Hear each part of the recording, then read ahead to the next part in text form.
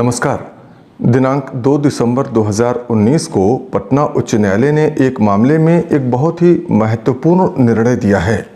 यह निर्णय हिंदू विवाह अधिनियम की धारा 5(1) से संबंधित है, जिसमें यह प्रावधान दिया गया है कि कोई भी हिंदू पति अपनी पत्नी के जीवन काल में दूसरी शादी नहीं कर सकता है। न्यायालय ने यह स्पष्ट करते हुए कहा कि इस तरह के मामलों में यदि पहली पत्नी द्वारा लिखित रूप में अपनी सहमति दे दी जाए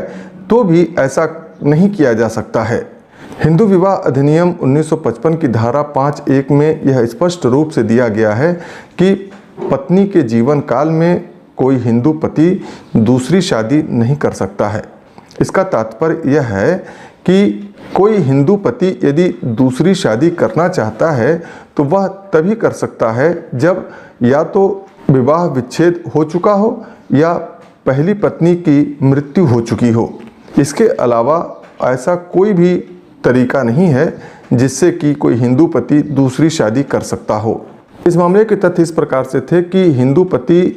सीआरपीएफ में असिस्टेंट सब इंस्पेक्टर के पद पर इम्फाल मणिपुर में कार्यरत थे और उन्होंने अपने ही विभाग में काम करने वाली एक महिला कांस्टेबल के साथ विवाह किया था। ऐसा होने के बाद जब उनकी पहली पत्नी ने विभाग में शिकायत लिखित रूप में करवा दी तो विभागीय कार्यवाही शुरू हुई और उस विभागीय कार्यवाही में यह पाया गया कि इन्होंने हिंदू विवाह अधिनियम 1955 की धारा 5(1) का स्पष्ट उल्लंघन करते हुए दूसरी शादी की है। हालांकि विभागीय कार्यवाही के दौरान इन्होंने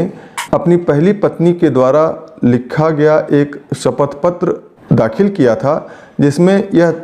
स्पष्ट रूप से लिखा हुआ था कि वे ऐसी दूसरी शादी करने के लिए अपनी सहमति दे रही हैं। लेकिन विभाग ने इस शपथ पत्र को फर्जी पाया और इसके लिए एक अलग आरोप लगा करके कार्रवाई शुरू की गई और बाद में जब इन्होंने इस निर्णय के खिलाफ अपील किया तो वहाँ भी इस तरह दूसरी शादी करने को सही नहीं पाया गया और अंततोगत्वा जब यह मामला पटना उच्च न्यायालय में पहुँचा तो पटना उच्च न्यायालय ने भी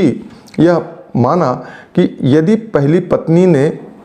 शादी करने की अनुमति दे भी दी थी तो भी इनके द्वारा दूसरी शादी नहीं किया जा सकता है।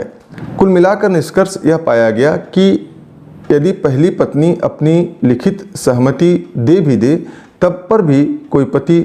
पहली पत्नी के जीवित रहते हुए दूसरी शादी नहीं कर सकता है। तो ये थी पटना उच्च न्यायालय द्वारा हिंदू विवाह अधिनियम 1955 की धारा 5(1) के संबंध में दी गई निर्णय की संक्षिप्त जानकारी।